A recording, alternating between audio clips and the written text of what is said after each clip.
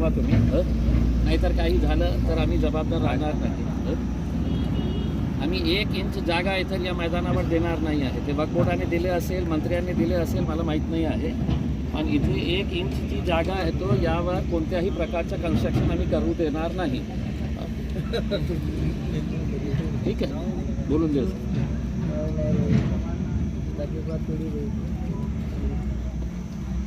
3 offices आ रहे हैं वक्फ board के. मतलब 3 ऑफिसेज का मतलब ये है कि आपका आधा घंटा पहले. देखिए, औरंगाबाद शहर के पुराने शहर के अंदर अगर देखा जाए तो गिनती के 1-2 ओपन स्पेसेस है जहाँ पर बच्चे आते हैं खेलने के लिए. आम खास एक ऐसा मैदान है जिसकी पहचान ही खेल कूद से है. यहाँ पर बच्चे खेलने के लिए आते हैं और दिन भर यहाँ पर कुछ ना कुछ एक्टिविटीज़ चलते रहती है.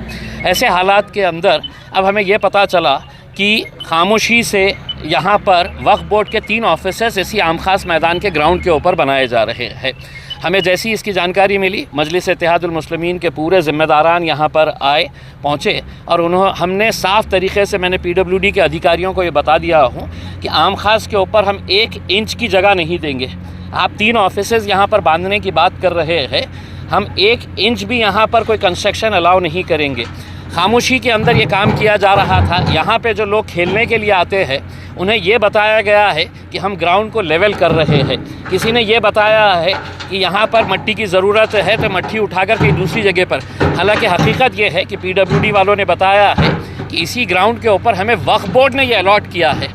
एक तरफ सरकार वक्फ बोर्ड की ज़मीनों के ऊपर नज़र गाड़े हुए है और गिनी चुनी जो वक्फ की ज़मीनें बची हुई है जिसका इस्तेमाल बच्चे खेलते हैं, ऐसे ज़मीनों को अब वक्फ बोर्ड खुद ऑफिसेज बना रहा है. हम वक्फ बोर्ड से एक सवाल करना चाह रहे हैं, 93,000 एकड़ ज़मीन आपकी अगर वक्फ बोर्ड की है तो फिर दूसरी जगहों के ऊपर जो ज़मीनें दूसरे लोगों ने कब्ज़ा करके रखे हुए हैं, बैठे हुए हैं, बहुत सारी खाली ज़मीनें हैं, वहाँ पर जाके आप ऑफिस बनाइए, हमें कोई एतराज़ नहीं. लेकिन साफ़ शब्दों में आपको हम बता देते हैं, यहाँ पर 1 इंच की जगह भी किसी को नहीं दी जाएगी. इसके आगे अगर यहाँ पर काम हुआ तो वो काम करने वाले, उनकी गाड़ियाँ कैसे वापस कराई जाएगी ये सभी को अच्छी तरीके से मालूम है. तो वक्फ बोर्ड ने, PWD डिपार्टमेंट ने ये अच्छी तरीके से समझ लेना चाहिए कि आम खास मैदान के ऊपर हम किसी तरह का कोई भी इजाज़त नहीं देंगे कंस्ट्रक्शन करने के लिए. माजी मंत्री अब्दुल सत्तार ने अलाउड की थी वक्फ बोर्ड को जगह लेबर कॉलोनी में. देखिए, फिर आम खास के अंदर देखिए, जब वक्फ बोर्ड का मैं सदस्य था उसी वक्त यही वक्फ बोर्ड से हमने NOC लिए थे कि यहाँ पर एक स्टेडियम बनाने के लिए.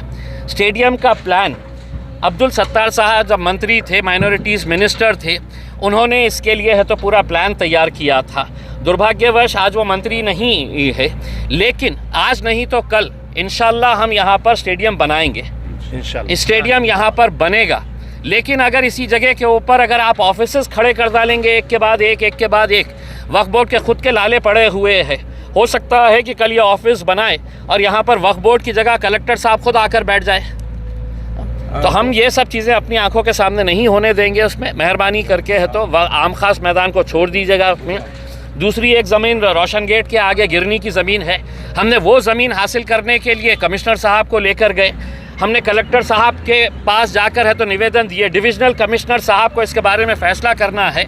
लेकिन अब हमें ये पता चल रहा है कि औरंगाबाद के कुछ बड़े बिल्डर्स जो है वो अधिकारियों के साथ साठगांठ करके गिरनी की जो ज़मीन है रोशन गेट के आगे की, वो भी खुला ओपन स्पेस है, वहाँ पर भी एक फ़ुटबॉल ग्राउंड बनना चाहिए करके ये हमारी मांग है. लेकिन कुछ बिल्डर्स उसके अंदर इंटरेस्ट ले चुके हैं और चूँकि करोड़ों रुपये की वो ज़मीन है, इसीलिए मैं रोशन गेट की आवाम से ये अपील करूँगा, अगर गलती से वहाँ पर कोई आया वहाँ पर कंस्ट्रक्शन करने के लिए, ज़मीन लेवल करने के लिए, तो उन्हें किस तरीके से वापस भेजाना है आपको अच्छी तरह मैं इशारों के अंदर बता चुका हूँ. घाटी ने क्लेम किया आम खास के ऊपर, आके दिखाए घाटी को. अगर घाटी वाले यहाँ पर आए उन्हीं को घाटी के अंदर एडमिट होना पड़ेगा. Thank you.